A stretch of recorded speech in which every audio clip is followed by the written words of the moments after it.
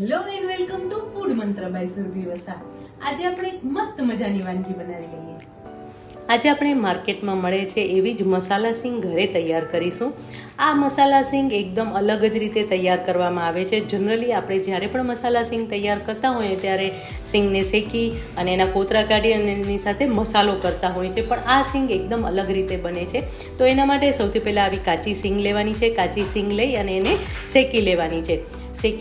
અને શેકતી વખતે ખાસ એ ધ્યાન રાખવાનું છે કે સ્લો ફ્લેમ પર શેકવાની છે અને એના ઉપર બ્લેક સ્પોટ ના આવી જાય, નહીં તો એ જે સિંગ છે એનો કલર પણ સરસ નહીં લાગે અને એનો સ્વાદ પણ સરસ નહીં લાગે.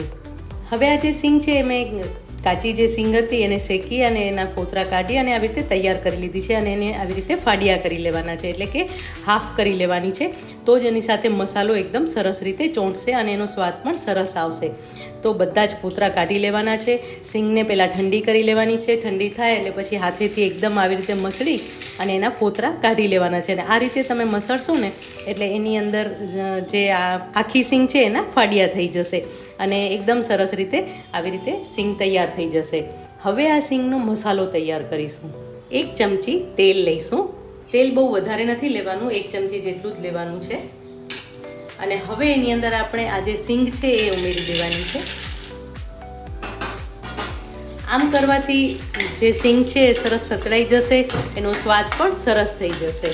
1 મિનિટ માટે આવી રીતે સાંતળી લેવાની છે.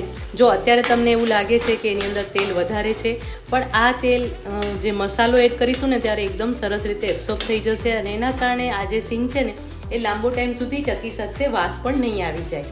ઘણા લોકો કાચા તેલમાં જ બનાવતા હોય છે, એટલે કે સિંગ લઈ એની અંદર બધો જ મસાલો ઉમેરી દે અને પછી લાસ્ટમાં થોડું તેલ એડ કરી અને મસાલા સિંગ તૈયાર કરતા હોય છે.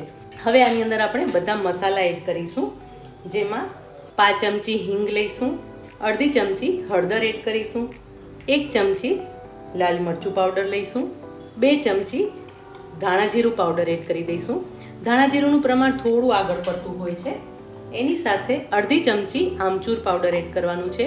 આમચૂર પાવડરનો સ્વાદ આ જે મસાલા સિંગ છે એમાં બહુ જ સરસ લાગે છે. સાથે એકદમ ચપટી સૂંઠ પાવડર લઈશું.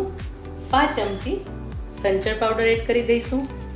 સંચળ પાવડરના કારણે પણ એનો સ્વાદ બહુ જ સરસ લાગે છે. સાથે અડધી ચમચી મીઠું એડ કરીશું, કારણ કે આપણે સંચળ પાવડર લીધેલું છે એટલે મીઠું થોડા ઓછા પ્રમાણમાં એડ કરીશું. અને અત્યારે મેં લગભગ 200 થી 250 ગ્રામ જેટલી સિંગ લીધેલી છે. હવે આ બધી જ વસ્તુને આપણે મિક્સ કરી લેવાની છે.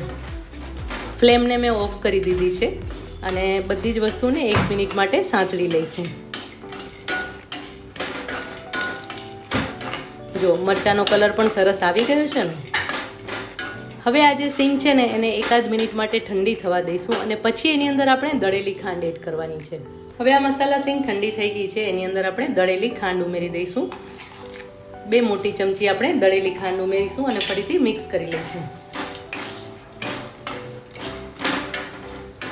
જો હવે એકદમ સરસ ડ્રાય થઈ ગયો છે મસાલો અને સિંગનો કલર પણ એકદમ સરસ બહાર જેવો જ આવી ગયો છે ને.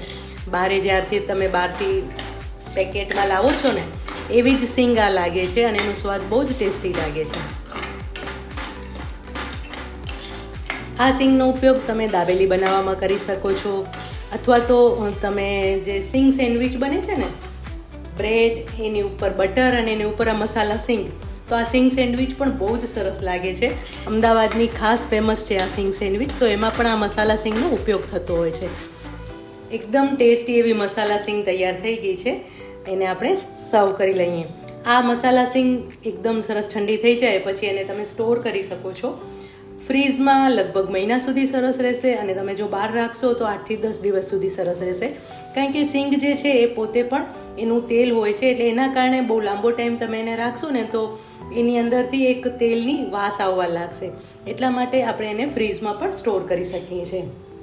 બારે જે માર્કેટમાં મળે છે ને મસાલા સિંગ, એની અંદર લીંબુના ફૂલ એડ કરેલા હોય છે, પણ અત્યારે આપણે લીંબુના ફૂલના બદલે આમચૂર પાવડર એડ કર્યું છે. જો તમારે એને લાંબો ટાઈમ વધારે સ્ટોર કરવી હોય તો તમે લીંબુના ફૂલ પણ ક્રશ કરી અને એનો પાવડર પણ એડ કરી શકો છો. લીંબુના ફૂલ ઇટસેલ્ફ, લીંબુના ફૂલ અને ખાંડ એ બંને એની સેલ્ફ લાઈફ વધારી દે છે. તો હવે આ સિંગ છે એને આપણે સ્ટોર કરી લઈએ.